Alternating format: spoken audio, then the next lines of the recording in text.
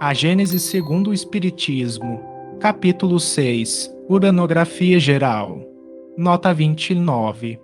Nota 29. Allan Kardec. Este capítulo é textualmente extraído de uma série de comunicações ditadas à Sociedade Espírita de Paris, em 1862 e 1863, sob o título Estudos Uranográficos, e assinada Galileu. Médium CF. Estas são as iniciais do nome de Camille Flammarion. Temas abordados: o espaço e o tempo, a matéria, as leis e as forças, a criação primária, a criação universal, os sóis e os planetas, os satélites, os cometas, a Via Láctea, as estrelas fixas, os desertos do espaço, eterna sucessão dos mundos, a vida universal, diversidade dos mundos, o espaço e o tempo. Bom, já muitas definições de espaço foram dadas, sendo a principal esta: o espaço é a extensão que separa dois corpos, na qual certos sofistas deduziram que onde não haja corpos não haverá espaço. Isto foi que se basearam alguns doutores em teologia para estabelecer que o espaço é necessariamente finito, alegando que certo número de corpos finitos não poderiam formar uma série infinita e que, onde acabassem os corpos, igualmente o espaço acabaria. Também definiram o espaço como o lugar onde se movem os mundos, o vazio onde a matéria atua, etc. Deixemos todas essas definições que nada definem nos tratados onde repousam. Espaço é uma dessas palavras que exprimem uma ideia primitiva e axiomática, de si mesma evidente, e a respeito delas diversas definições que se possam dar nada mais fazem do que obscurecê-la. Todos sabemos o que é o espaço e eu apenas quero afirmar que ele é infinito, a fim de que os nossos estudos ulteriores não encontrem uma barreira opondo-se às investigações do nosso olhar. Ora, digo que o espaço é infinito, pela razão de ser impossível imaginar-se um limite qualquer e porque, apesar da dificuldade com que topamos para conceber o infinito, mais fácil nos é avançar eternamente pelo espaço, em pensamento, do que parar num ponto qualquer, depois do qual não mais encontrássemos extensão a percorrer. Para figurarmos, quanto nulo permitam as nossas limitadas faculdades, a infinidade do espaço, suponhamos que, partindo da Terra, perdida no meio do infinito, para um ponto qualquer do universo, e isso com a velocidade prodigiosa da centelha elétrica, que percorre milhares de léguas por segundo, e que mal tendo deixado este globo já tenhamos percorrido milhões de léguas, nos achamos num lugar onde apenas divisamos a Terra sob o aspecto de pálida estrela. Passado um instante, seguindo sempre a mesma direção, chegamos a essas estrelas longínquas que mal percebeis da vossa estação terrestre. Daí, não só a Terra nos desaparece inteiramente do olhar nas profundezas do céu, como também o próprio Sol, com todo o seu esplendor, se é eclipsado pela extensão que dele nos separa. Animados sempre da mesma velocidade do relâmpago, a cada passo que avançamos na extensão, transpomos sistemas de mundos, ilhas de luz etérea, estradas estelíferas, paragens suntuosas onde Deus semeou mundos na mesma profusão com que semeou as plantas nas pradarias terrenas. Ora, há apenas poucos minutos que caminhamos e já centenas de milhões e milhões de léguas nos separam da Terra, milhões de mundos nos passaram sob as vistas e, entretanto, escutai. Em realidade, não avançamos um só passo que seja no universo.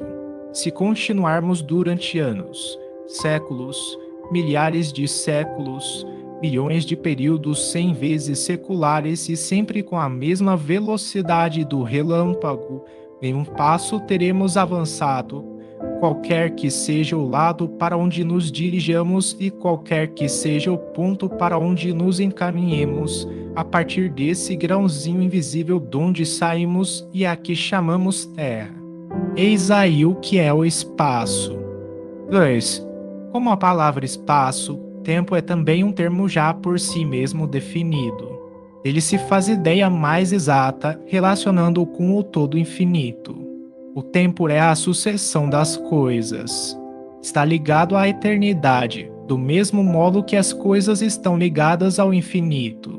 Suponhamos-nos na origem do nosso mundo, na época primitiva em que a Terra ainda não se movia sob a divina impulsão, numa palavra, no começo da Gênese. O tempo então ainda não saíra do misterioso berço da natureza e ninguém pode dizer em que época de séculos nos achamos, porquanto o pêndulo dos séculos ainda não foi posto em movimento. Mas silêncio! Só na sineta eterna primeira hora de uma terra insulada, o planeta se move no espaço e desde então a tarde e manhã. Para lá da Terra, a eternidade permanece impassível e imóvel, embora o tempo marche com relação a muitos outros mundos. Para a Terra, o tempo a substitui e durante uma determinada série de gerações contar-se-ão os anos e os séculos. Transportemo-nos agora ao último dia desse mundo, a hora em que, curvado sob o peso da vetustez, ele se apagará do livro da vida para aí não mais reaparecer. Interrompe-se então a sucessão dos eventos, cessam os movimentos terrestres que mediam o tempo e o tempo acaba com eles. Esta simples exposição das coisas que dão nascimento ao tempo, que o alimentam e deixam que ele se extinga, basta para mostrar que, visto do ponto em que houvemos de colocar-nos para os nossos estudos, o tempo é uma gota de água que cai da nuvem no mar e sua queda é medida. Tanto os mundos na vasta amplidão, quanto os tempos diversos e incompatíveis. Fora dos mundos, somente a eternidade substitui essas efêmeras sucessões e enche tranquilamente da sua luz imóvel a imensidade dos céus. Imensidade sem limites e eternidade sem limites, tais as duas grandes propriedades da natureza universal.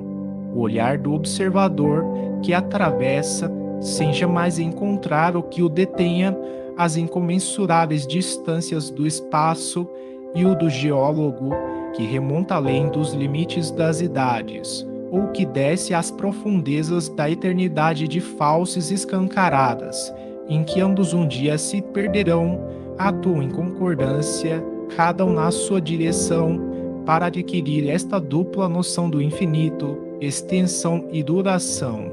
Dentro desta ordem de ideias, fácil nos será conceber que, sendo o tempo apenas a relação das coisas transitórias e dependendo unicamente das coisas que se medem, se tomássemos os séculos terrestres por unidade e os empilhássemos aos milhares, para formar um número colossal, esse número nunca representaria mais que um ponto na eternidade, do mesmo modo que milhares de léguas adicionadas a milhares de léguas não dão mais que um ponto na extensão. Assim, por exemplo, estando os séculos fora da vida etérea da alma, poderíamos escrever um número tão longo quanto o equador terrestre e supormos-nos envelhecidos desse número de séculos, sem que na realidade nossa alma conte um dia a mais. E juntando a esse número indefinível de séculos uma série de números semelhantes, longa como o daqui ao Sol, ou ainda mais consideráveis, se imaginássemos viver durante uma sucessão prodigiosa de períodos seculares representados pela adição de tais números, quando chegássemos ao termo, o inconcebível amontoado de séculos que nos passaria sobre a cabeça seria como se não existisse. Diante de nós estaria sempre toda a eternidade. O tempo é apenas uma medida relativa da sucessão das coisas transitórias. A eternidade não é suscetível de medida alguma do ponto de vista da duração. Para ela, não há começo nem fim. Tudo é presente. Se séculos de séculos são menos que um segundo relativamente à eternidade, que vem a ser a duração da vida humana? A matéria. 3. À primeira vista, não ao que pareça tão profundamente variado, nem tão essencialmente distinto, como as diversas substâncias que compõem o mundo. Entre os objetos que a arte ou a natureza nos fazem passar diariamente ante o olhar, haverá duas que revelem perfeita identidade, ou somente paridade de composição, quanto de semelhança sob os aspectos da solidez, da compressibilidade, do peso e das múltiplas propriedades dos corpos, entre os gases atmosféricos e um filete de ouro, entre a molécula aquosa da nuvem e a do mineral que forma a carcaça óssea do globo, e diversidade entre o tecido químico das variadas plantas que adornam o reino vegetal e o dos representantes não menos numerosos da animalidade na Terra.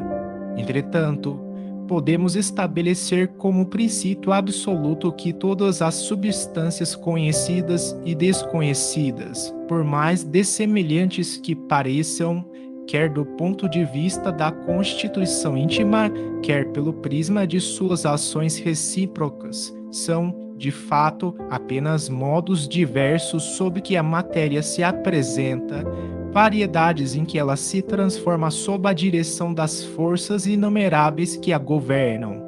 4. A química, cujos progressos foram tão rápidos depois da minha época, em que seus próprios adeptos ainda relegavam para o domínio secreto da magia esta nova ciência que se pode considerar, com justiça, filha do século da observação e baseada unicamente, de maneira bem mais sólida do que suas irmãs mais velhas, no método experimental, a química, digo, fez tábua rasa dos 4 elementos primitivos que os antigos concordaram em reconhecer na natureza, mostrou que o elemento terrestre mais não é do que a combinação de diversas substâncias variadas ao infinito, que o ar e a água são igualmente decomponíveis e produtos de certo número de equivalentes de gás, que o fogo, longe de ser também um elemento principal, é apenas um estado da matéria, resultante do movimento universal a que esta se acha submetida e de uma combustão sensível ou latente. Em compensação, a química fez surgir considerável número de princípios, até então desconhecidos, que lhe pareceram formar, por determinadas combinações, as diversas substâncias, os diversos corpos que ela estudou e que atuam simultaneamente, segundo certas leis e em certas proporções, os trabalhos que se realizam dentro do grande laboratório da natureza. Deu a esses princípios o nome de corpos simples, indicando de tal modo que os considera primitivos e indecomponíveis e que nenhuma operação, até hoje, pôde reduzi-los a frações relativamente mais simples do que eles próprios. Notas 30 e 31. Nota 30. Allan Kardec. Os principais corpos simples são, entre os não metálicos, o oxigênio, o hidrogênio, o azoto nitrogênio, o cloro, o carbono, o fósforo, o enxofre, o iodo, entre os metálicos, o ouro, a prata, a platina, o mercúrio, o chumbo, o estanho, o zinco, o ferro, o cobre, o arsênico, o sódio, o potássio, o cálcio, o alumínio, etc. Nota 31. Os elementos químicos de denominação atual dos corpos simples são classificados de acordo com a classificação periódica dos elementos, de Mendeleev 1834 a 1907, químico russo. A química cataloga 105 elementos, dos quais 92 são encontrados na natureza e os demais, chamados transurânicos porque são mais pesados que o elemento urânio, foram sintetizados em laboratório. A classificação distribui os elementos de acordo com as suas propriedades, agrupando os metais, os não metais, os semimetais e os gases nobres. O elemento químico hidrogênio, por suas características especiais, é classificado à parte. Também se sabe que os elementos químicos são decomponíveis em subpartículas. As mais importantes são o próton, o nêutron e o elétron. 5. Mas onde param as apreciações do homem, mesmo ajudadas pelos mais impressionantes sentidos artificiais? Prossegue a obra da natureza, onde o vulgo toma a aparência como realidade, onde o prático levanta o véu e percebe o começo das coisas. O olhar daquele que pode apreender o modo de agir da natureza apenas vê os materiais constitutivos do mundo, a matéria cósmica primitiva, simples e una, diversificada em certas regiões na época do seu aparecimento, repartida em corpos solidários entre si durante a sua vida e que um dia os materiais se desmembram por efeitos da decomposição no receptáculo da imensidão. 6. Há questões que nós mesmos, espíritos amantes da ciência, não podemos aprofundar e sobre as quais não poderemos emitir senão opiniões pessoais mais ou menos hipotéticas. Sobre essas questões, calar-me ou justificarei a minha maneira de ver. A com que nos ocupamos, porém, não pertence a esse número. Aqueles, portanto, que fossem tentados a enxergar nas minhas palavras unicamente uma teoria ousada, direi, abarcai, se for possível, com um olhar investigador, a multiplicidade das operações da natureza e reconhecereis que, se não admitir a unidade da matéria, impossível será explicar, já não direi somente os sóis e as esferas, mas, sem ir tão longe, a germinação de uma semente na terra ou a produção de um inseto. 7.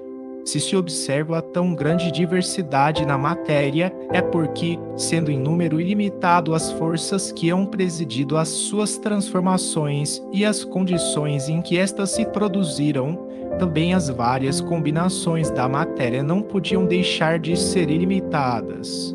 Logo, quer a substância que se considere pertença aos fluidos propriamente ditos, isto é, aos corpos imponderáveis, quer revista os caracteres e as propriedades ordinárias da matéria, não há, em todo o universo, senão uma única substância primitiva, o cosmo ou matéria cósmica dos uranógrafos. As leis e as forças. 8. Se um desses seres desconhecidos que consomem a sua efêmera existência no fundo das tenebrosas regiões do oceano, se um desses poligástricos, uma dessas nereidas, miseráveis animálculos que da natureza mais não conhecem do que os peixes ictiófagos e as florestas submarinas, recebesse de repente o dom da inteligência, a faculdade de estudar o seu mundo e de basear suas apreciações num raciocínio conjectural excessivo à universalidade das coisas, que ideia faria da natureza viva que se desenvolve no meio por ele habitado e do mundo terrestre que escapa ao campo de suas observações?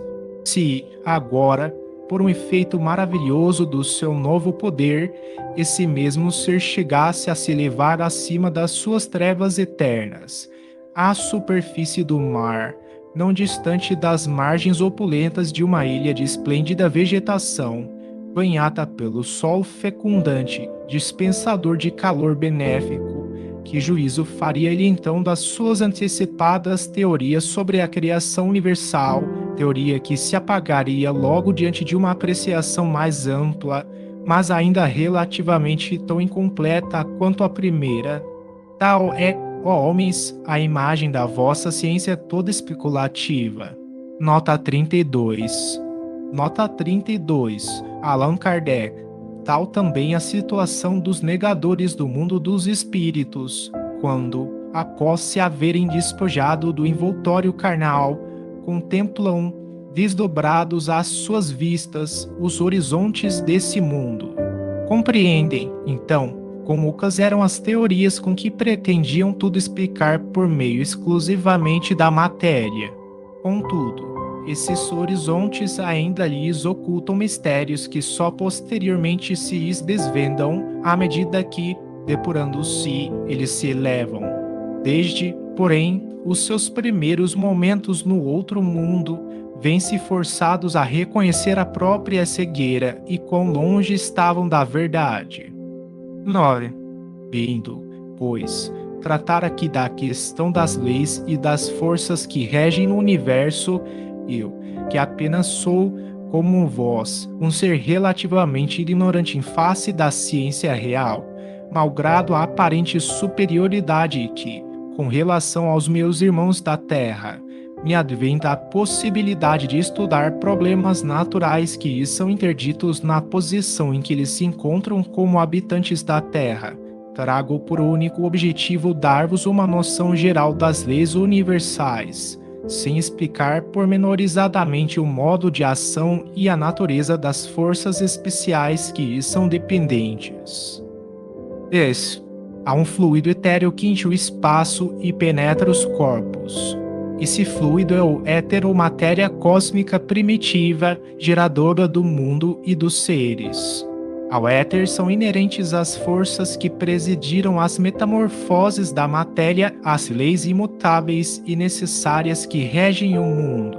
Essas múltiplas formas, indefinidamente variadas segundo as combinações da matéria, localizadas segundo as massas, diversificadas em seus modos de ação segundo as circunstâncias e os meios, são conhecidas na Terra sob os nomes de gravidade, coesão, afinidade, atração, magnetismo, eletricidade ativa. Os movimentos vibratórios do agente são conhecidos sob os nomes de som, calor, luz, etc.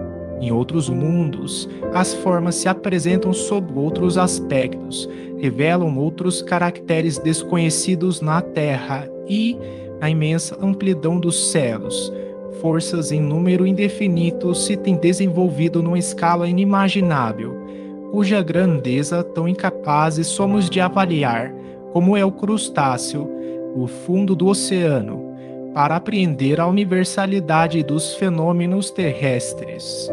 Nota 33. Nota 33. Allan Kardec. Tudo reportamos ao que conhecemos e do que escapa à percepção dos nossos sentidos não compreendemos, como não compreende o cego de nascença os efeitos da luz e da utilidade dos olhos. Possível é, pois, que noutros meios o fluido cósmico possua propriedades, seja suscetível de combinações de que não fazemos nenhuma ideia, produza efeitos apropriados a necessidades que desconhecemos, dando lugar a percepções novas ou a outros modos de percepção. Não compreendemos, por exemplo, que se possa ver sem os olhos do corpo e sem a luz. Quem nos diz, porém, que não existam outros agentes, afora a luz, aos quais são adequados organismos especiais. A vista sonambúlica, que nem a distância, nem os obstáculos materiais, nem a obscuridade detém, nos oferece um exemplo disso. Suponhamos que, no mundo qualquer, os seres sejam normalmente o que só excepcionalmente são os nossos sonâmbulos, eles, sem precisarem da nossa luz, nem dos nossos olhos, verão que não podemos ver. O mesmo se dá com todas as outras sensações. As condições de vitalidade e de perceptibilidade, as sensações e as necessidades variam de conformidade com os meios. Ora, assim como o Sol é uma substância simples, primitiva, geradora de todos os corpos, mas diversificada em suas combinações, também todas essas forças dependem de uma lei universal diversificada em seus efeitos e que, pelos desígnios eternos, foi soberanamente imposta à criação para imprimir harmonia e estabilidade. 11. A natureza jamais se encontra em oposição a si mesma. Uma só é a divisa do brasão do universo, unidade e variedade. Remontando a escala dos mundos, encontra-se unidade de harmonia e de criação, ao mesmo tempo que uma variedade infinita no imenso jardim de estrelas.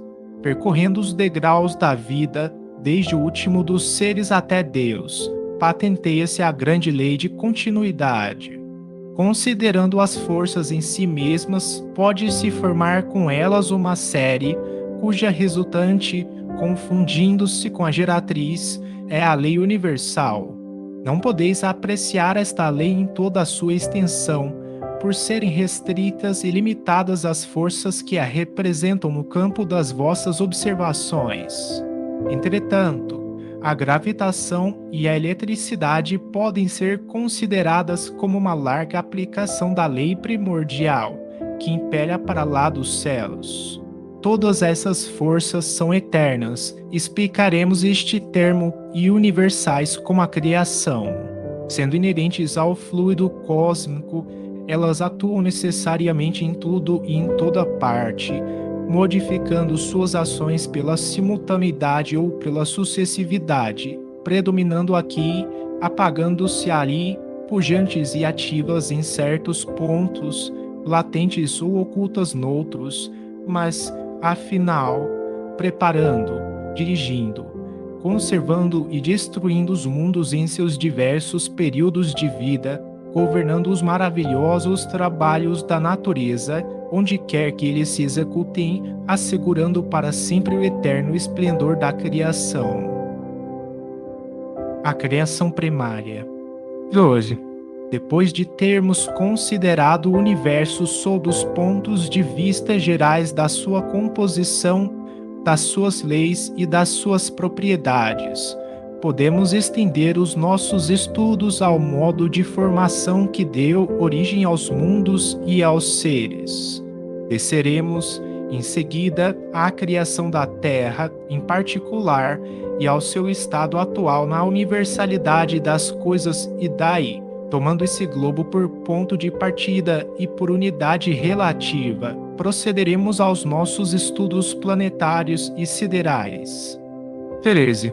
Se bem compreendemos a relação, ou, antes, a oposição entre a eternidade e o tempo, se nos familiarizamos com a ideia de que o tempo não é mais do que uma medida relativa da sucessão das coisas transitórias, ao passo que a eternidade é essencialmente una, imóvel e permanente, insuscetível de qualquer medida, do ponto de vista da duração, compreenderemos que para ela não há começo, nem fim.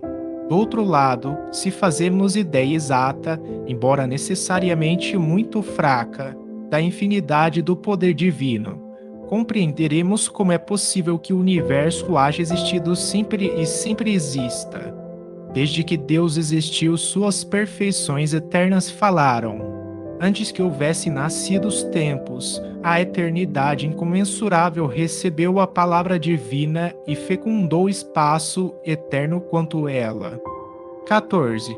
Existindo, naturalmente, desde toda a eternidade, Deus criou por toda esta eternidade e não poderia ser de outro modo, visto que, por mais longínqua que seja a época a que recuemos, pela imaginação, os supostos limites da criação, haverá sempre, além desse limite, uma eternidade.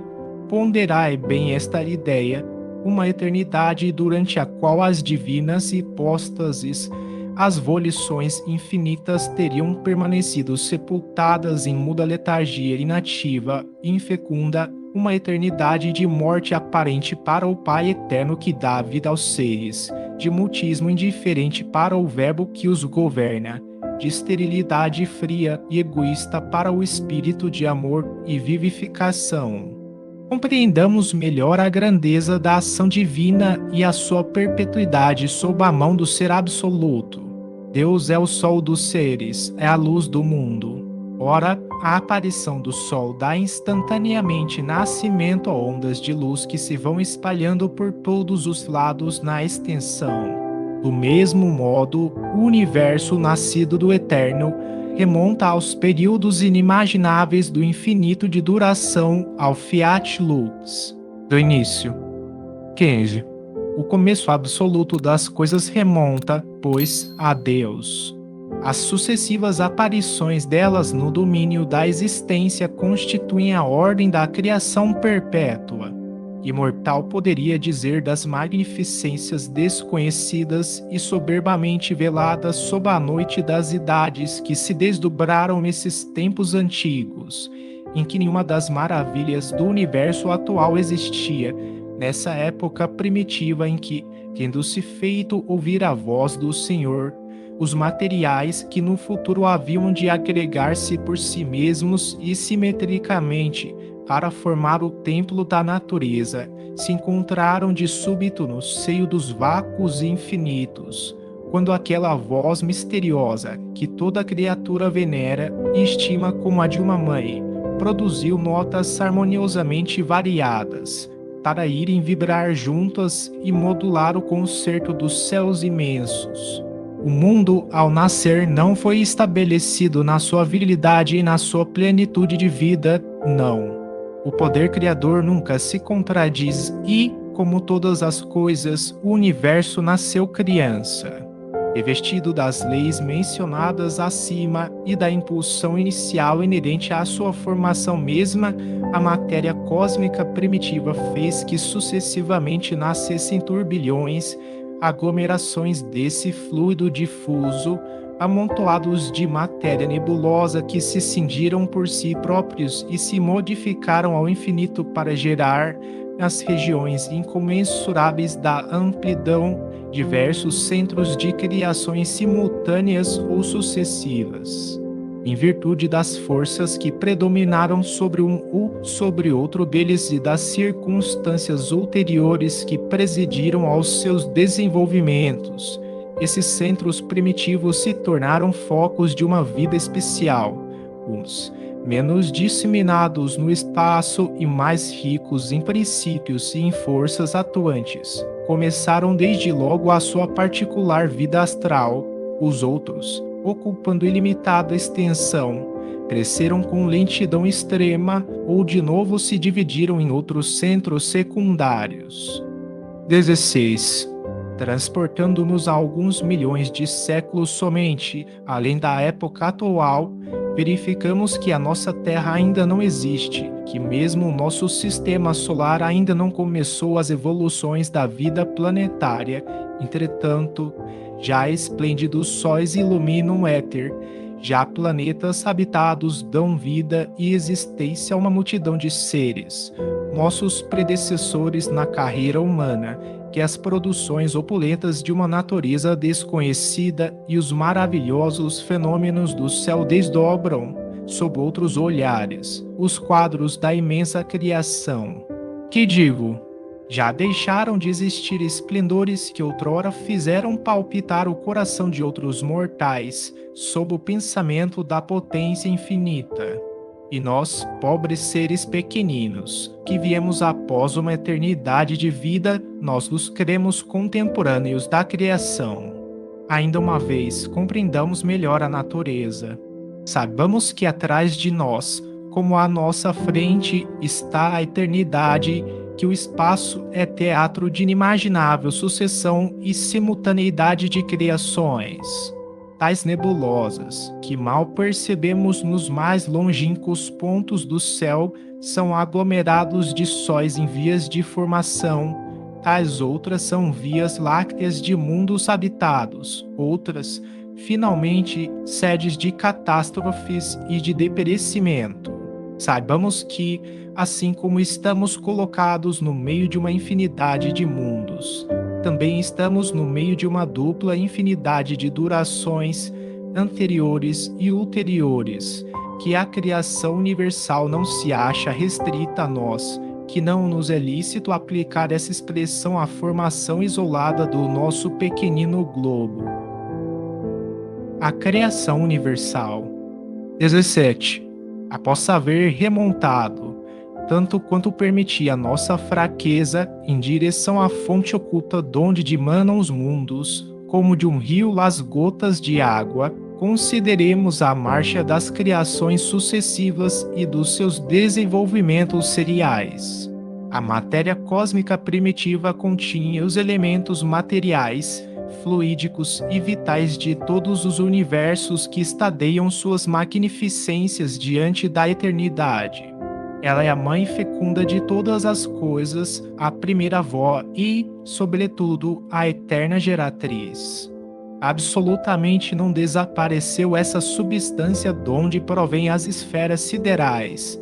Não morreu essa potência, pois que ainda, incessantemente, dá à luz novas criações e incessantemente recebe, reconstituídos, os princípios dos mundos que se apagam do livro eterno. A substância etérea, mais ou menos rarefeita, que se difunde pelos espaços interplanetários, esse fluido cósmico que enche o mundo, mais ou menos rarefeito, as regiões imensas, ricas de aglomerações de estrelas, mais ou menos condensado onde o céu astral ainda não brilha, mais ou menos modificado por diversas combinações de acordo com as localidades da extensão, nada mais é do que a substância primitiva onde residem as forças universais, onde a natureza tirado todas as coisas.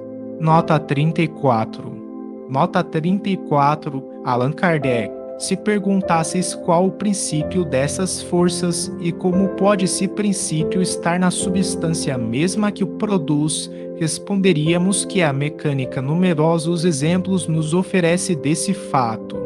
A elasticidade, que faz com que uma mola se distenda, não está na própria mola e não depende do modo de agregação das moléculas. O corpo que obedece à força centrífuga recebe a sua impulsão do movimento primitivo que lhe foi impresso. 18. Esse fluido penetra os corpos, como um oceano imenso. É nele que reside o princípio vital que dá origem à vida dos seres e a perpetua em cada globo, conforme a condição deste princípio que, em estado latente, se conserva adormecido onde a voz de um ser não chama. Toda criatura, mineral, vegetal, animal ou qualquer outra, porquanto há muitos outros reinos naturais, de cuja existência nem sequer suspeitais, nota 35, sabe, em virtude desse princípio vital e universal, apropriar as condições de sua existência e de sua duração. Nota 35. Atualmente, a biologia classifica em 5 reinos os seres vivos: monerabactérias e algas azuis ou cianobactérias, protista-amebas e paramécios, fungos, cogumelos e leveduras, vegetal e animal. As moléculas do mineral têm uma certa soma dessa vida, do mesmo modo que a semente do embrião, e se grupam, como no organismo, em figuras simétricas que constituem os indivíduos. Muito importa nos compenetremos da noção de que a matéria cósmica primitiva se achava revestida não só das leis que asseguram a estabilidade dos mundos, como também do universal princípio vital que forma gerações espontâneas em cada mundo, à medida que se apresentam as condições da existência sucessiva dos seres e quando soa a hora do aparecimento dos filhos da vida durante o período criador. Efetua-se assim a criação universal. Égudo, pois, exato dizer-se que, sendo as operações da natureza a expressão da vontade divina, Deus ha criado sempre, cria incessantemente e nunca deixará de criar. 19. Até aqui, porém, temos guardado o silêncio sobre o mundo espiritual, que também faz parte da criação e cumpre seus destinos conforme as augustas prescrições do Senhor, acerca do modo da criação dos espíritos. Entretanto, não posso ministrar mais que um ensino muito restrito, em virtude da minha própria ignorância e também porque tenho ainda de calar-me no que concerne a certas questões, se bem já me haja sido dado aprofundá-las. Aos que desejem religiosamente conhecer e se mostrem humildes perante Deus, direi, rogando-lhes, todavia, que nenhum sistema prematuro baseie nas minhas palavras. O espírito não chega a receber a iluminação divina, que lhe dá, simultaneamente com o livre-arbítrio e a consciência, a noção de seus altos destinos, sem haver passado pela série divinamente fatal dos seres inferiores, entre os quais se elabora lentamente a obra da sua individualização, unicamente a datar do dia em que o Senhor lhe imprime na fronte o seu tipo augusto, o espírito toma lugar no seio das humanidades. De novo peço, não construais sobre as minhas palavras os vossos raciocínios, tão tristemente célebres na história da metafísica. Eu preferiria 1000 vezes calar-me sobre tão elevadas questões, tão acima das nossas meditações ordinárias, a vos expor a desnaturar o sentido de meu ensino e a vos lançar, por culpa minha, nos inextricáveis dédalos do deísmo ou do fatalismo. Os sóis e os planetas. Gente, sucedeu que, num ponto do universo, perdido entre as miríades de mundos, a matéria cósmica se condensou sob a forma de imensa nebulosa, animada esta das leis universais que regem a matéria. Em virtude dessas leis, notadamente da força molecular de atração, nota 36, tomou ela a forma de um esferoide, a única que pode assumir uma massa de matéria insulada no espaço. O movimento circular produzido pela gravitação, rigorosamente igual, de todas as zonas moleculares em direção ao centro, logo modificou a esfera primitiva a fim de a conduzir de movimento em movimento à forma lenticular. Falamos do conjunto da nebulosa. Nota 36. Atualmente, a força de atração molecular a que se refere Galileu é chamada pelos astrofísicos de colapso gravitacional.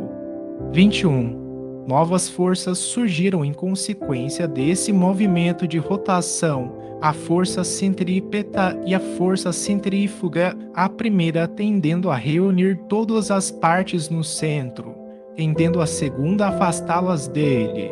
Ora, acelerando-se o movimento, à medida que a nebulosa se condensa, e aumentando seu raio, à medida que ela se aproxima da forma lenticular, a força centrífuga, incessantemente desenvolvida por essas duas causas, logo predominou sobre a atração central. Assim como o movimento demasiado rápido da funda, nota 37, e quebra a corda, indo o projetil cair longe, também a predominância da força centrífuga destacou o círculo equatorial da nebulosa e desse anel uma nova massa se formou, isolada da primeira, mas, todavia, submetida ao seu império. Aquela massa conservou o seu movimento equatorial que, modificado, se tornou o movimento de translação em torno do astro solar. Até mais, o seu novo estado lhe dá um movimento de rotação em torno do próprio centro. Nota 37. Funda é arma de arremesso constituída por uma correia ou corda dobrada, em cujo centro é colocado o objeto que se deseja lançar, atiradeira, catapulta, etc. 22. A nebulosa geratriz, que deu origem a esse novo mundo, condensou-se e retomou a forma esférica, mas como primitivo calor, desenvolvido por seus diversos movimentos, só com extrema lentidão se enfraqueceu. O fenômeno que acabamos de descrever se reproduzirá muitas vezes e durante longo período, enquanto a nebulosa não se haja tornado bastante densa, bastante sólida, para oferecer resistência eficaz às modificações de forma que o seu movimento de rotação sucessivamente imprime. Ela, pois, não terá dado nascimento a um só astro, mas a centenas de mundos destacados do foco central, saídos dela pelo modo de formação mencionado acima. Ora, cada um de seus mundos, revestido, como um mundo primitivo, das forças naturais que presidem a criação dos universos gerará sucessivamente novos globos que desde então me gravitarão em torno, como ele, juntamente com seus irmãos, gravita em torno do foco que lhes deu existência e vida. Cada um desses mundos será um sol, centro de um turbilhão de planetas sucessivamente destacados do seu equador. Esses planetas receberão uma vida especial, particular, embora dependente do astro que os gerou. 23. Os planetas são, assim, formados de massas de matéria condensada, porém ainda não solidificada, destacadas da massa central pela ação de força centrífuga e que tomam, em virtude das leis do movimento, a forma esferoidal, mais ou menos elíptica, conforme o grau de fluidez que conservaram. Um desses planetas será a Terra que, antes de se resfriar e revestir de uma crosta sólida, dará nascimento à Lua, pelo mesmo processo de formação astral a que ela própria deveu a sua existência.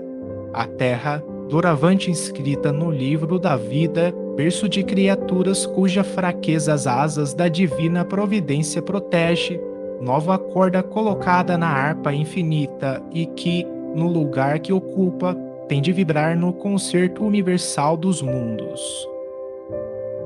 Os satélites. 24.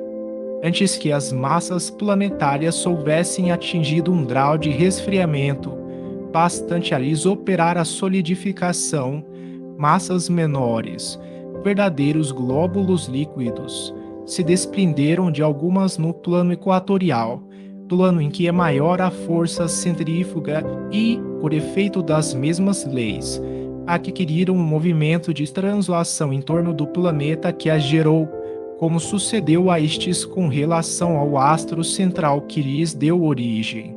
Foi assim que a Terra deu nascimento à Lua, cuja massa, menos considerável, teve que sofrer um resfriamento mais rápido.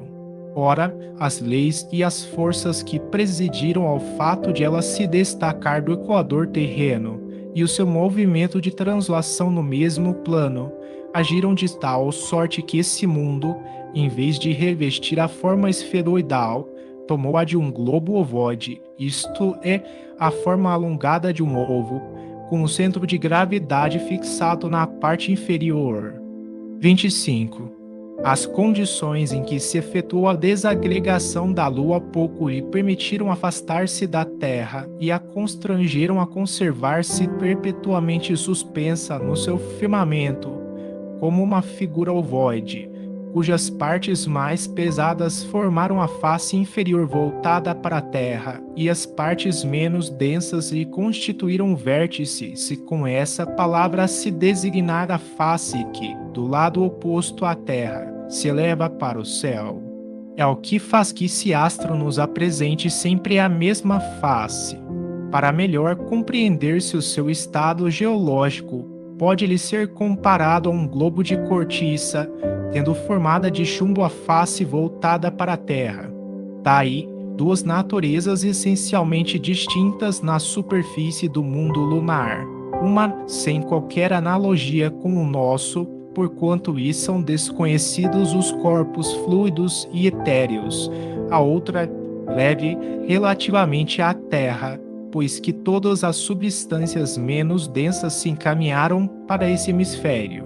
A primeira, perpetuamente voltada para a Terra, sem águas e sem atmosfera, a não ser aqui e ali, nos limites desse hemisfério terrestre, a outra, rica de fluidos, perpetuamente oposta ao nosso mundo.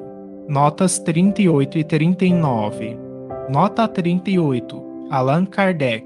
Esta teoria da Lua, nova inteiramente, explica, pela lei da gravitação, o motivo por que esse astro apresenta sempre a mesma face para a Terra, tendo o centro de gravidade num dos pontos de sua superfície, em vez de estar no centro da esfera, e sendo, em consequência, atraído para a Terra por uma força maior do que a que atrai as partes mais leves, a Lua pode ser tida como uma dessas figuras chamadas vulgarmente João Teimoso, que se levantam constantemente sobre a sua base, ao passo que os planetas, cujo centro de gravidade está a distâncias iguais da superfície, giram regularmente sobre o próprio eixo. Os fluidos vivificantes, gasosos ou líquidos, por virtude da sua leveza específica, se encontrariam acumulados no hemisfério superior, perenemente oposto à Terra. O hemisfério inferior, o único que vemos, seria desprovido de tais fluidos e, por isso, impróprio à vida que, entretanto, reinaria no outro. Se, pois, o hemisfério superior é habitado, seus habitantes jamais viram a Terra, a menos que excursionem pelo outro hemisfério, o que seria impossível, desde que este carece das condições indispensáveis à vitalidade. Por muito racional e científica que seja essa teoria, como ainda não foi confirmada por nenhuma observação direta, somente a título de hipótese pode ser aceita e como ideia capaz de servir de baliza à ciência. Não se pode, porém, deixar de convir em que é a única, até o presente, que dá uma explicação satisfatória das particularidades que apresenta o globo lunar. Nota 39. A Lua é o único satélite natural da Terra. Atualmente, a teoria mais aceita para a origem da Lua surgiu em 1975, a teoria do grande impacto, proposta pelo Instituto de Ciências Planetárias de Tucson e pelo Instituto Harvard-Smithsonian de Astrofísica. Após a análise de amostras de solo e rochas lunares coletadas pelas missões Apollo, os cientistas chegaram à conclusão que há cerca de 4 ou 5 bilhões de anos, durante a formação da Terra, um objeto do tamanho de Marte colidiu com a Terra. Essa violenta colisão lançou o material, pedaços de rocha líquida, para a órbita da Terra. A Lua teria se formado, então, a partir da condensação do material expelido por essa colisão, tendo ficado aprisionada pelo campo gravitacional da Terra. A Lua leva ao mesmo tempo 27,3 dias terrestres para girar ao redor de seu eixo e para orbitar em volta da Terra. Assim, a mesma face ou lado visível está sempre voltada para a Terra. A quantidade da superfície que podemos ver, a fase da Lua, depende de que fração do lado visível está recebendo a luz do Sol. Allan Kardec, em suas palavras, já demonstrou a necessidade da observação direta da Lua para a confirmação de seus dados. Em 1959, a sonda soviética Luna 3 esteve na órbita da Lua, enviando mensagens do lado oculto, encerrando as especulações de que o campo gravitacional lunar seria mais intenso naquela face, tornando possível a existência de atmosfera e vida. Há uma dissimetria entre o lado oculto e o lado visível, uma vez que a crosta na face oculta atinge 100 km de espessura, enquanto na face visível só atinge um máximo de 60 km. Nota 40. Em 1877, foram descobertos 2 satélites de Marte, Phobos e Deimos. 26. O número e o estado dos satélites de cada planeta tem variado de acordo com as condições especiais em que eles se formaram. Alguns não deram origem a nenhum astro secundário, como se verifica com Mercúrio, Vênus e Marte, 40, ao passo que outros, como a Terra, Júpiter, Saturno, etc., formaram um ou vários desses astros secundários. 27. Além de seus satélites ou luas, o planeta Saturno apresenta o fenômeno especial do anel que, visto de longe, parece cercá-lo de uma como auréola branca. Essa formação é para nós uma nova prova da universalidade das leis naturais. Esse anel é, com efeito, o resultado de uma separação que se operou no equador de Saturno, ainda nos tempos primitivos, do mesmo modo que uma zona equatorial se escapou da Terra para formar o seu satélite. A diferença consiste em que o anel de Saturno se formou em todas as suas partes, de moléculas homogêneas, provavelmente já em certo estado de condensação, e pode, dessa maneira, continuar o seu movimento de rotação no mesmo sentido e em tempo quase igual ao do que anima o planeta.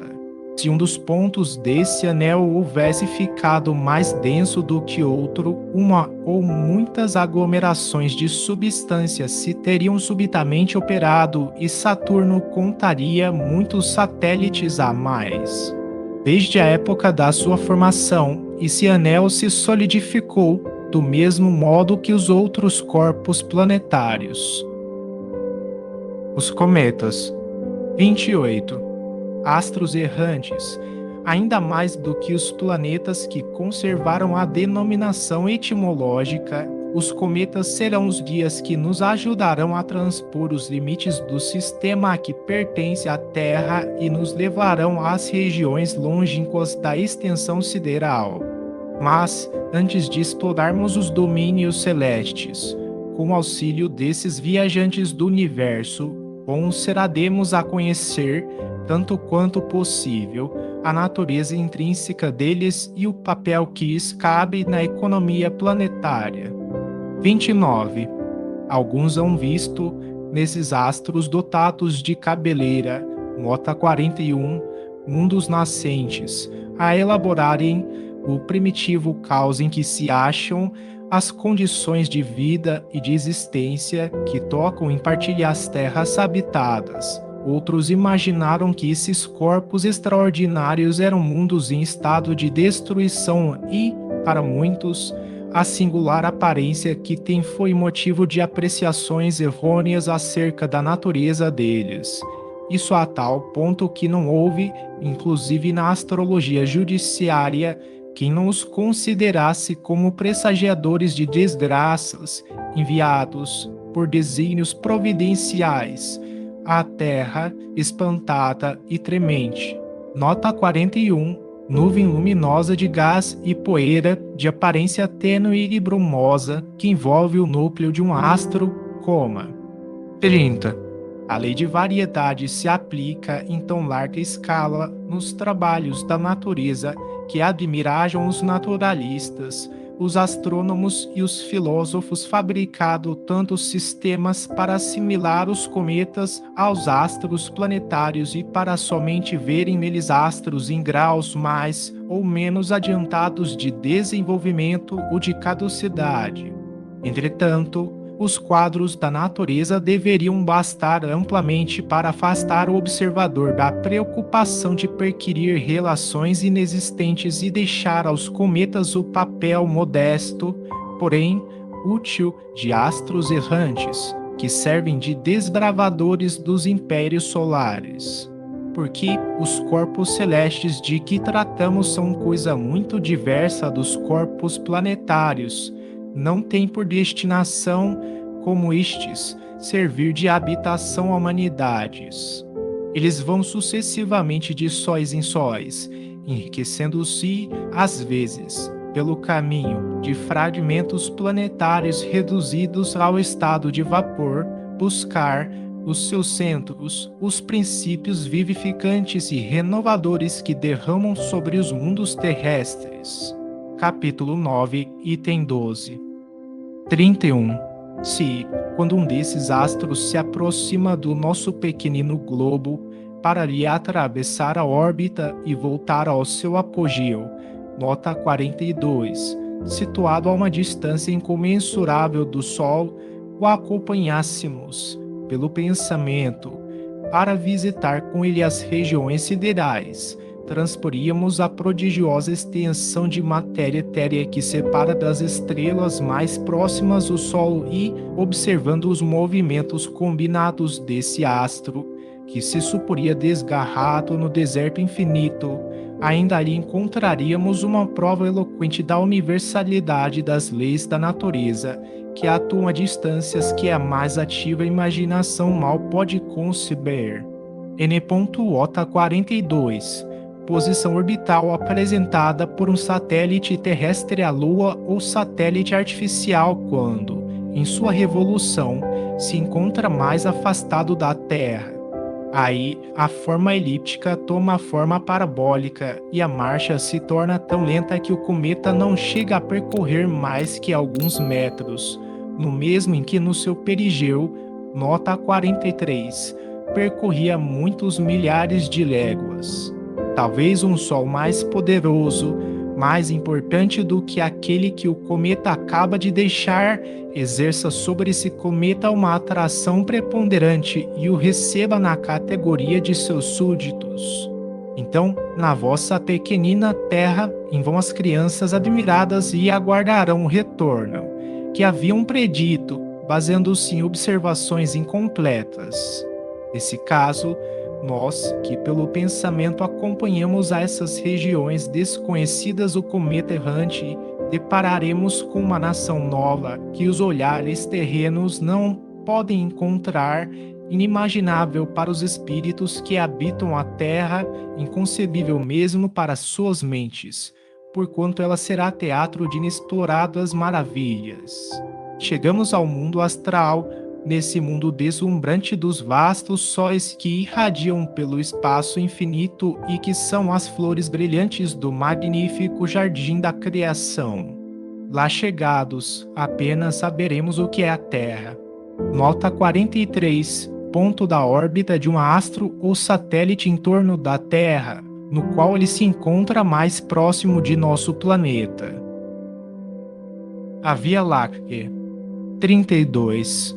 Pelas belas noites estreladas e sem luar, toda a gente ha contemplado essa faixa esbranquiçada que atravessa o céu de uma extremidade à outra e que os antigos cognominaram de Via Láctea por motivo da sua aparência leitosa.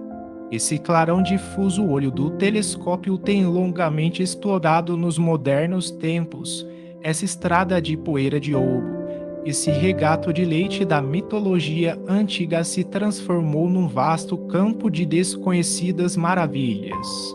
As pesquisas dos observadores conduziram ao conhecimento da sua natureza e revelaram que, ali, onde o olhar errante apenas percebia uma fraca luminosidade, há milhões de sóis mais luminosos e mais importantes do que o que nos clareia a Terra.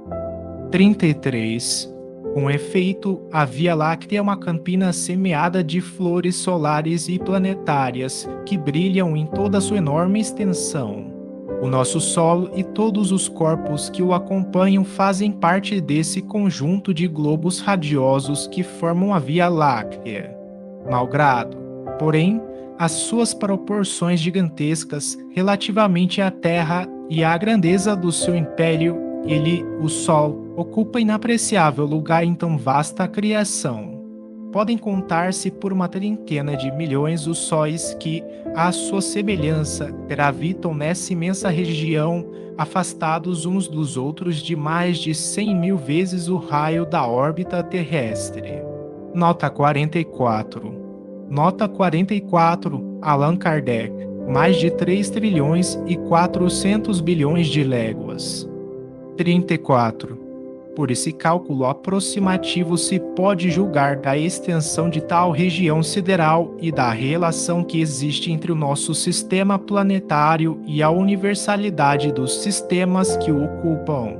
Pode-se igualmente julgar da exiguidade do domínio solar e, a fortiori, do nada que é a nossa pequenina Terra. Que seria, então, se considerassem os seres que a povoam? Digo, do nada, porque as nossas determinações se aplicam não só à extensão material, física, dos corpos que estudamos, o que pouco seria, mas também e sobretudo ao estado moral deles como habitação e ao grau que ocupam na eterna hierarquia dos seres. A criação se mostra aí em toda a sua majestade, engendrando e propagando, em torno do mundo solar e em cada um dos sistemas que o rodeiam por todos os lados, as manifestações da vida e da inteligência. 35. Assim, fica-se conhecendo a posição que o nosso Sol ou a Terra ocupam no mundo das estrelas. Ainda maior peso ganharão estas considerações se refletirmos sobre o estado mesmo da Via Láctea que, na imensidade das criações siderais, não representa mais do que um ponto insensível e inapreciável, vista de longe, porquanto ela não é mais do que uma nebulosa estelar entre os milhões das que existem no espaço. Se ela nos parece mais vasta e mais rica do que outras, é pela única razão de que nos cerca e se desenvolve em toda a sua extensão sob os nossos olhares, ao passo que as outras, sumidas nas profundezas insondáveis, mal se deixam entrever. 36. Ora, sabendo-se que a Terra nada é ou quase nada no sistema solar, que este nada é ou quase nada na Via Láctea, esta por sua vez é nada ou quase nada na universalidade das nebulosas, e essa própria universalidade é bem pouca coisa dentro do imensurável infinito, começa-se a compreender o que é o globo terrestre. As estrelas fixas. 37. As estrelas chamadas fixas e que constelam os dois hemisférios do firmamento não se acham de todo isentas de qualquer atração exterior, como geralmente se supõe. Longe disso, elas pertencem todas a uma mesma aglomeração de astros estelares, aglomeração que não é senão a grande nebulosa de que fazemos parte e cujo plano equatorial, projetado no céu, recebeu o nome de Via Láctea. Todos os sóis que a constituem são solidários, suas múltiplas influências reagem perpetuamente umas sobre as outras e a gravitação universal as agrupa todas numa mesma família. 38. Esses diversos sóis estão na sua maioria, como o nosso, cercados de mundos secundários, que eles iluminam e fecundam por intermédio das mesmas leis que presidem a vida do nosso sistema planetário. Uns, como Sírio, são milhares de vezes mais magníficos em dimensões e em riquezas do que o nosso, e muito mais importante é o papel que desempenham no universo. Também planetas em muito maior número e muito superiores aos nossos os cercam. Outros são muito dessemelhantes pelas suas funções astrais. É assim que certo número desses sóis, verdadeiros gêmeos da ordem sideral, são acompanhados de seus irmãos da mesma idade e formam, no espaço, sistemas binários, aos quais a natureza outorgou funções inteiramente diversas das que tocaram ao nosso Sol. Nota 45. Lá, os anos não se medem pelos mesmos períodos, nem os dias pelos mesmos sóis, e esses mundos, iluminados por um duplo facho, foram dotados de condições de existência inimagináveis por parte dos que ainda não saíram deste pequenino mundo terrestre. Nota 45. Allan Kardec. É o a que se dá, em astronomia, o nome de estrelas duplas. São dois sóis, um dos quais gira em torno do outro, como um planeta em torno do seu Sol. De que singular e magnífico espetáculo não gozarão os habitantes dos mundos que formam esses sistemas iluminados por duplo Sol. Mas, também, quão diferentes não hão de ser neles as condições da vitalidade.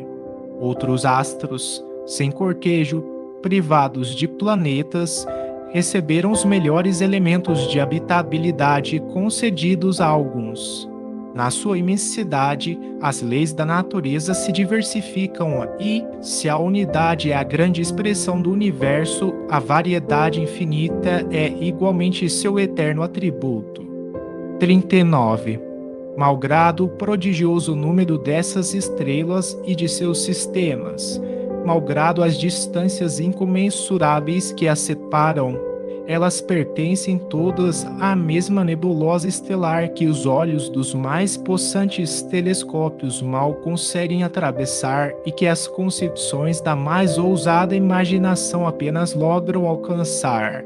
Nebulosa que, entretanto, é simplesmente uma unidade na ordem das nebulosas que compõem o mundo astral. 40. As estrelas chamadas fixas não estão imóveis na amplidão. As constelações que se figuraram na abóbada do firmamento não são reais criações simbólicas. A distância a que se acham da Terra e a perspectiva sob a qual se mede da estação terrena, o universo, constituem as duas causas dessa dupla ilusão de óptica. Capítulo 5, item 12. 41. Vimos que a totalidade dos astros que cintilam na cúpula azulada se acha encerrada numa aglomeração cósmica, numa mesma nebulosa que chamais Via Láctea, mas, por pertencerem todos ao mesmo grupo, não se segue que esses astros não estejam animados todos de movimento de translação no espaço, cada um com o seu. Em parte nenhuma existe o repouso absoluto. Eles têm a regê-los as leis universais da gravitação e rolam no espaço ilimitado sob a impulsão incessante dessa força imensa.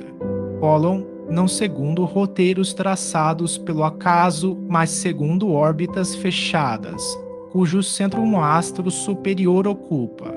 Para tornar, por meio de um exemplo, mais compreensíveis as minhas palavras, falarei de modo especial do vosso Sol. Numa comunicação dada ulteriormente, acrescentou o espírito Galileu, a mesmos sistemas ainda mais complicados, em que diferentes sóis desempenham, uns com relação a outros, o papel de satélites.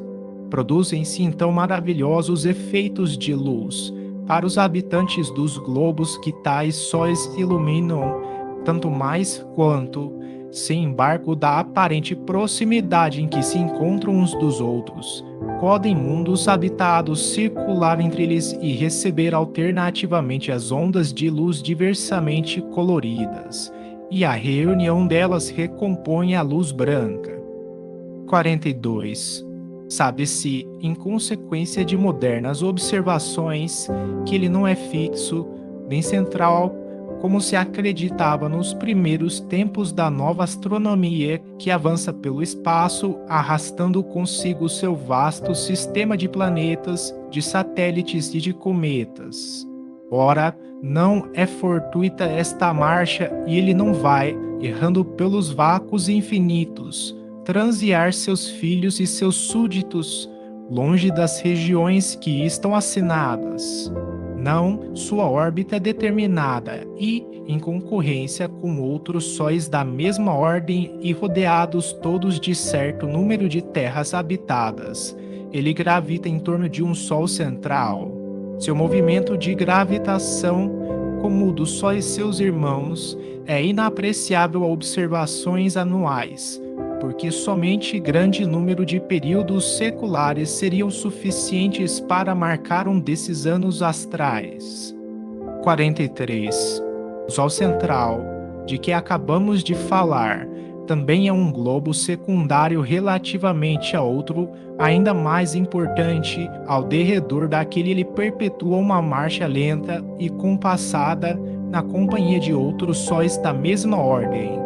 Poderíamos comprovar esta subordinação sucessiva de sóis a sóis, até que a nossa imaginação cansasse de subir a uma tal hierarquia, porquanto, não esqueçamos, em números redondos, uma trinquena de milhões de sóis se pode contar na Via Láctea, nota 46, subordinados uns aos outros, como rodas gigantescas de uma engrenagem imensa.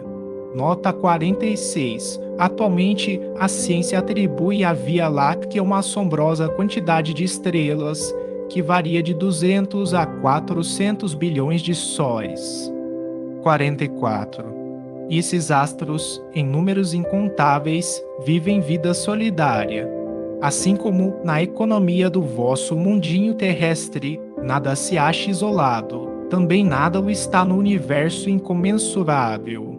De longe, ao olhar investigador do filósofo que pudesse abarcar o quadro que o espaço e o tempo desdobram, esses sistemas de sistemas pareceriam uma poeira de grãos de ouro levantada em turbilhão pelo sopro divino, que faz voem nos céus os mundos siderais, como voam os grãos de areia no dorso do deserto. Em parte nenhuma imobilidade, nem silêncio, nem noite. O grande espetáculo que então se nos desdobraria ante os olhos seria a criação real, imensa e cheia da vida etérea, que no seu imenso conjunto o olhar infinito do Criador abrange. Mas, até aqui, temos falado de uma única nebulosa que, com os milhões de sóis e os seus milhões de terras habitadas, forma apenas, como já o dissemos, uma ilha no arquipélago infinito. Os desertos do espaço. 45. Inimaginável deserto, sem limites, se estende para lá da aglomeração de estrelas de que vimos de tratar e a envolve. As solidões sucedem solidões, incomensuráveis planícies do vácuo se distendem pela amplidão afora. Os amontoados de matéria cósmica se encontram isolados no espaço como ilhas flutuantes de enormíssimo arquipélago.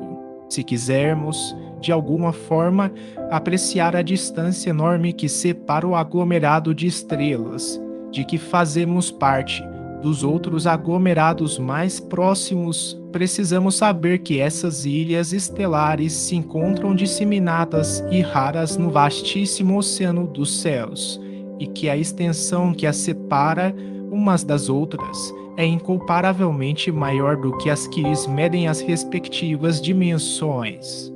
Ora, a nebulosa estelar mede, como já vimos, em números redondos, 1000 vezes a distância das estrelas mais aproximadas, tomada por unidade, e essa distância, isto é, alguns 100.000 trilhões de léguas.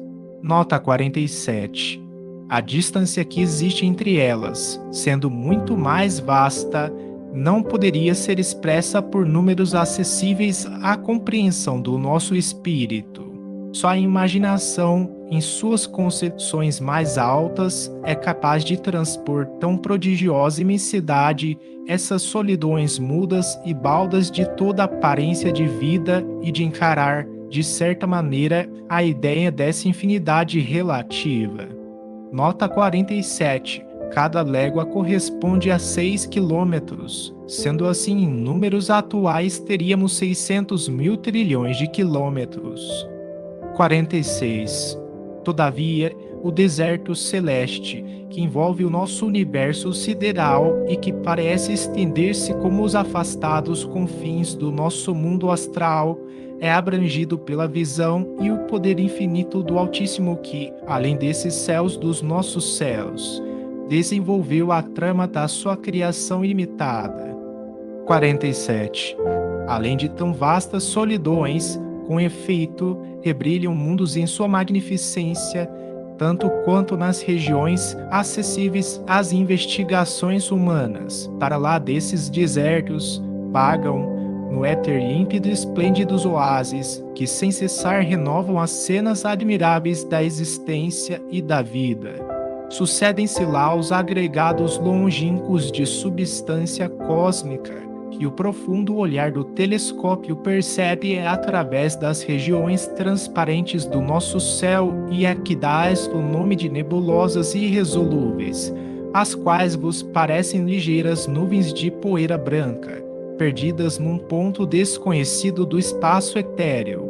Lá se revelam e desdobram novos mundos, cujas condições variadas e diversas das que são peculiares ao vosso globo lhes dão uma vida que as vossas concepções não podem imaginar, nem os vossos estudos comprovar. É lá que em toda a sua plenitude resplandece o poder criador, aquele que vem das regiões que o vosso sistema ocupa. Outras leis se deparam em ação e suas forças regem as manifestações da vida. E os novos caminhos que se nos apresentam então singulares regiões abrem-nos surpreendentes perspectivas. Nota 48. Nota 48. Allan Kardec. Dá-se, em astronomia, o nome de nebulosas irresolúveis àquelas em que ainda se não puderam distinguir as estrelas que as compõem. Foram, a princípio, consideradas acervos de matéria cósmica em vias de condensação para formar mundos. Hoje, porém, geralmente se entende que essa aparência é devida ao afastamento e que, com instrumentos bastante poderosos, todas seriam resolúveis. Uma comparação familiar pode dar ideia, embora muito imperfeita, das nebulosas resolúveis. São os grupos de centelhas projetadas pelas bombas dos fogos de artifício no momento de explodirem. Cada uma dessas centelhas figurará uma estrela e o conjunto delas a nebulosa, ou grupo de estrelas reunidas num ponto do espaço e submetidas a uma lei comum de atração e de movimento. Vistas de certa distância, mal se distinguem essas centelhas, tendo o grupo por elas formado a aparência de uma nuvenzinha de fumaça. Não seria exata esta comparação se se tratasse de massas de matéria cósmica condensada. A nossa Via Láctea é uma dessas nebulosas. Conta perto de 30 milhões de estrelas ou sóis que ocupam nada menos de algumas centenas de trilhões de léguas de extensão e, entretanto, não é a maior. Suponhamos apenas uma média de 20 planetas habitados circulando em torno de cada Sol. Teremos 600 milhões de mundos só para o nosso grupo. Se nos pudéssemos transportar da nossa nebulosa para outra, ali estaríamos como em meio da nossa Via Láctea, porém com um céu estrelado de aspecto inteiramente diverso e este, malgrado as suas dimensões colossais, nos pareceria, de longe, um pequenino floco lenticular perdido no infinito. Mas, antes de atingirmos a nova nebulosa, seríamos qual viajante que deixa uma cidade e percorre vasto país inabitado antes que chegue a outra cidade. Teríamos transposto incomensuráveis espaços desprovidos de estrelas e de mundos, o que Galileu denominou os desertos do espaço. À medida que avançássemos, veríamos a nossa nebulosa afastar-se atrás de nós, diminuindo de extensão às nossas vistas, ao mesmo tempo que, diante de nós, se apresentaria aquela para a qual nos dirigíssemos, cada vez mais distinta, semelhante à massa de centelhas de bomba de fogos de artifício, transportando-nos pelo pensamento às regiões do espaço além do arquipélago da nossa nebulosa. Veremos em torno de nós milhões de arquipélagos semelhantes e de formas diversas, contendo cada um milhões de sóis e centenas de milhões de mundos habitados. Tudo o que nos possa identificar com a imensidade da extensão e com a estrutura do universo é de utilidade para a ampliação das ideias, tão restringidas pelas crenças vulgares. Deus avulta aos nossos olhos, à medida que melhor compreendemos a grandeza de suas obras e nossa enfermidade. Estamos longe, como se vê, da crença que a Gênese mosaica implantou e que fez da nossa pequenina, imperceptível terra a criação principal de Deus e dos seus habitantes os únicos objetos da sua solicitude. Compreendemos a vaidade dos homens que creem que tudo no universo foi feito para eles e dos que ousam discutir a existência do ente supremo. Dentro de alguns séculos, causará espanto que uma religião feita para glorificar a Deus o tenha rebaixado a tão mesquinhas proporções e que haja repelido, como concepção do espírito do mal, as descobertas que somente vieram aumentar a nossa admiração pela sua onipotência, iniciando-nos nos grandiosos mistérios da criação.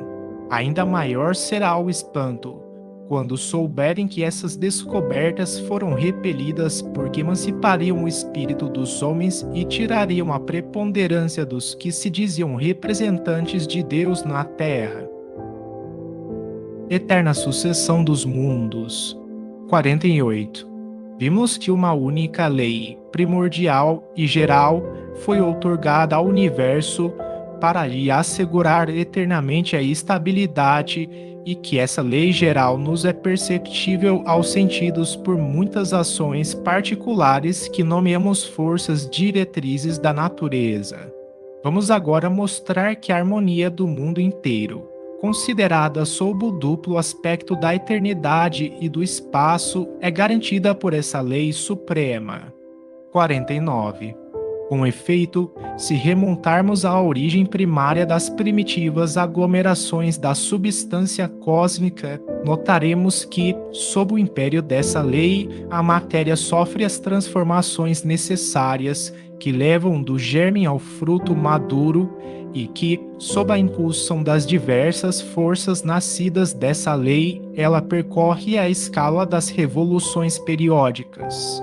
Primeiramente, centro fluídico dos movimentos, em seguida, gerador dos mundos, mais tarde, núcleo central e atrativo das esferas que lhe nasceram do seio. Já sabemos que essas leis presidem a história do cosmo. O que agora importa saber é que elas presidem igualmente a destruição dos astros, porquanto a morte não é apenas uma metamorfose do ser vivo, mas também uma transformação da matéria inanimada.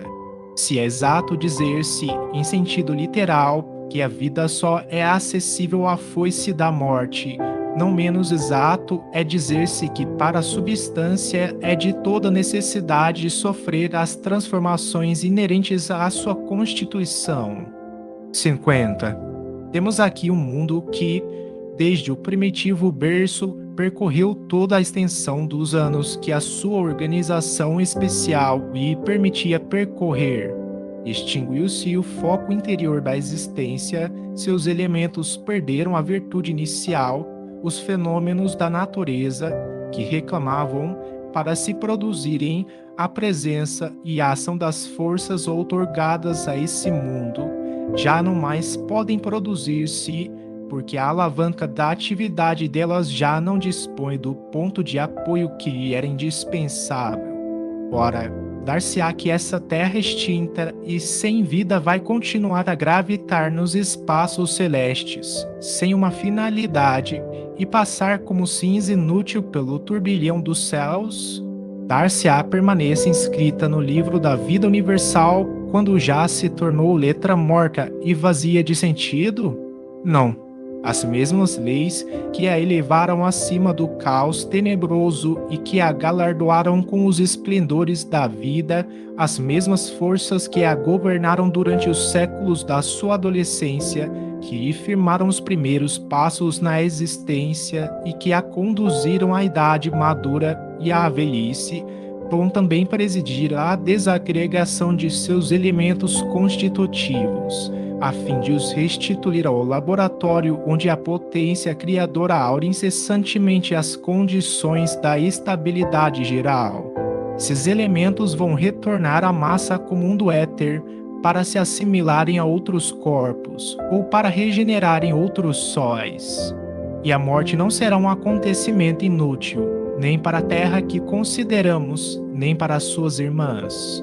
Noutras regiões, ela renovará outras criações de natureza diferente e, lá onde os sistemas de mundo se desvaneceram, em breve renascerá outro jardim de flores mais brilhantes e mais perfumadas.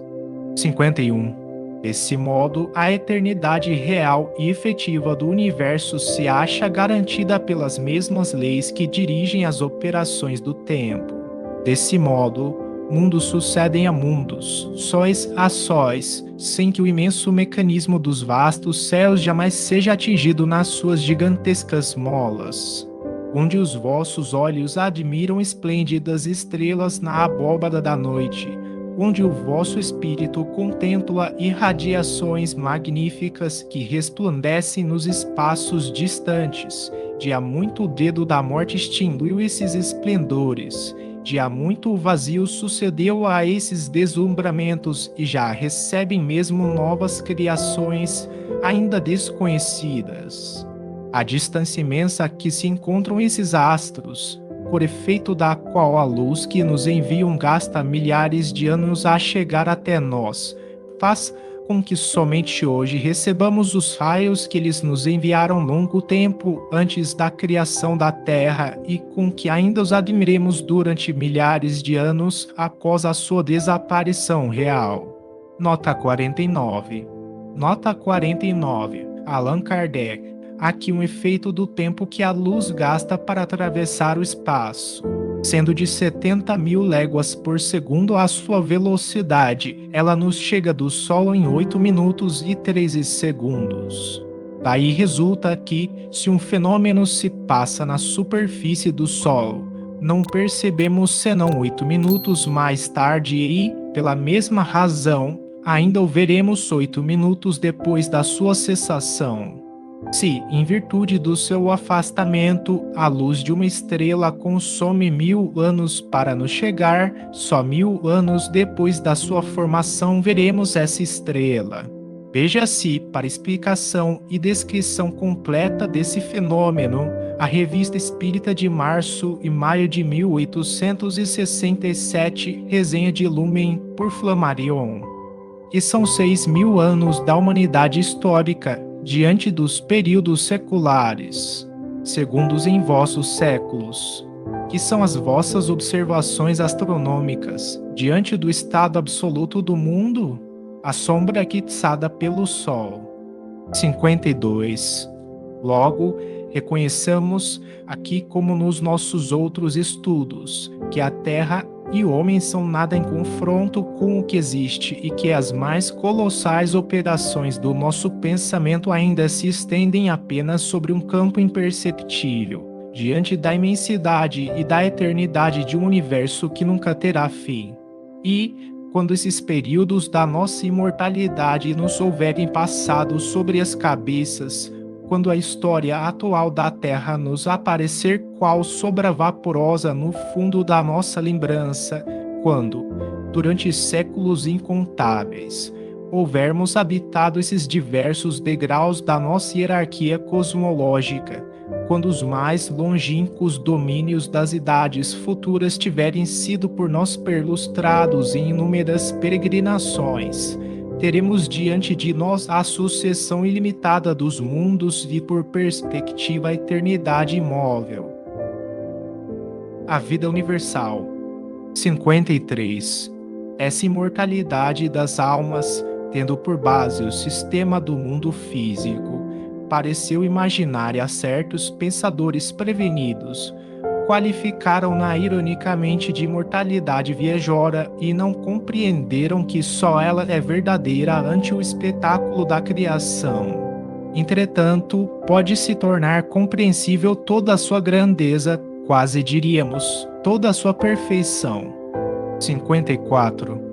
Que as obras de Deus sejam criadas para o pensamento e a inteligência, que os mundos sejam moradas de seres que as contemplam e as descobrem, sob o véu, o poder e a sabedoria daquele que as formou, são questões que já nos não oferecem dúvida, mas que sejam solidárias às almas que os povoam, é o que importa saber.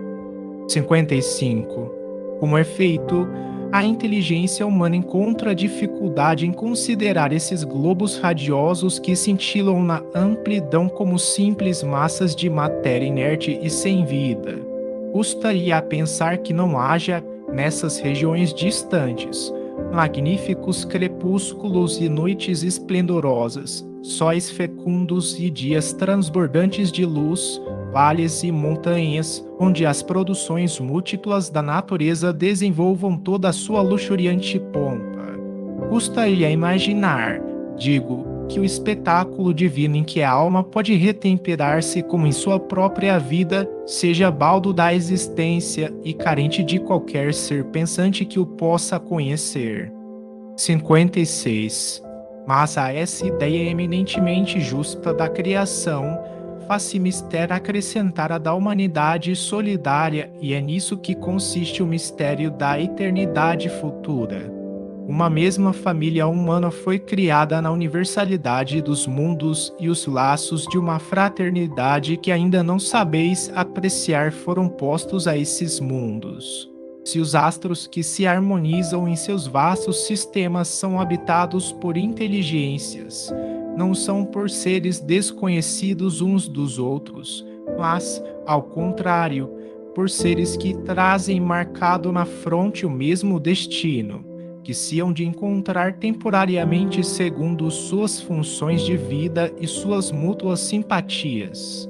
É a grande família dos espíritos que povoam as terras celestes. É a grande irradiação do Espírito Divino que abrange a extensão dos céus e que permanece como tipo primitivo e final da perfeição espiritual. 57. Porque singular aberração se é podido crer fosse mister negar a imortalidade às vastas regiões do éter, quando a encerravam dentro de um limite inadmissível e de uma dualidade absoluta? O verdadeiro sistema do mundo deveria, então, preceder a verdadeira doutrina dogmática e a ciência preceder a teologia? Esta se transviará tanto que irá colocar sua base sobre a metafísica? A resposta é fácil e nos mostra que a nova filosofia se assentará triunfante nas ruínas da antiga, porque sua base se terá erguido vitoriosa sobre os antigos erros. Diversidade dos mundos. 58. Acompanhando-nos em nossas excursões celestes, visitastes conosco as regiões imensas do espaço. Debaixo das nossas vistas, os sóis sucederam aos sóis, os sistemas aos sistemas, as nebulosas às nebulosas. Diante dos nossos passos, desenrolou-se o panorama esplêndido da harmonia do cosmo e antegozamos a ideia do infinito, que somente de acordo com a nossa perfectibilidade futura poderemos compreender em toda a sua extensão. Os mistérios do éter nos desvendaram seu enigma até aqui indecifrável e, pelo menos, concebemos a ideia da universalidade das coisas. Cumpre que agora nos detenhamos a refletir. 59.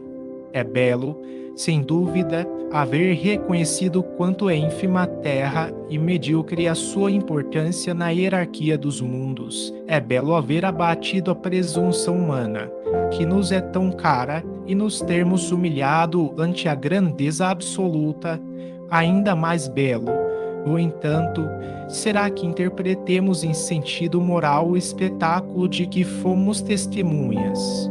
Quero falar do poder infinito da natureza e da ideia que devemos fazer do seu modo de ação nos diversos domínios do vasto universo. 60. Acostumados, como estamos, a julgar das coisas pela nossa insignificante e pobre habitação, imaginamos que a natureza não pode ou não teve de agir sobre os outros mundos, senão segundo as regras que conhecemos na Terra. Ora, precisamente neste ponto é que importa reformemos a nossa maneira de ver.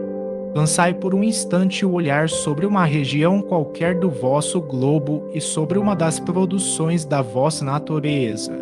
Não reconhecereis aí o cunho de uma variedade infinita e a prova de uma atividade sem par? Não vedes na asa de um passarinho das Canárias, na pétala de um botão de rosa entreaberto a prestigiosa fecundidade dessa bela natureza? Apliquem-se aos seres que adejam nos ares os vossos estudos. Desçam eles à violeta dos prados. Mergulhem nas profundezas do oceano. Em tudo e por toda a parte lereis esta verdade universal. A natureza onipotente age conforme os lugares, os tempos e as circunstâncias. Ela é una em sua harmonia geral, mas múltipla em suas produções. Brinca com um sol como com uma gota de água. Povoa de seres vivos o mundo imenso com a mesma facilidade com que faceabra o ovo posto pela borboleta. 61. Ora, se é tal a variedade que a natureza nos ha podido evidenciar em todos os sítios deste pequeno mundo tão acanhado, tão limitado, com mais ampliado não deveis considerar esse modo de ação, ponderando nas perspectivas dos mundos enormes. Quão mais desenvolvida e pujante não a deveis reconhecer, operando nesses mundos maravilhosos que, muito mais do que a terra, e atestam a inapreciável perfeição.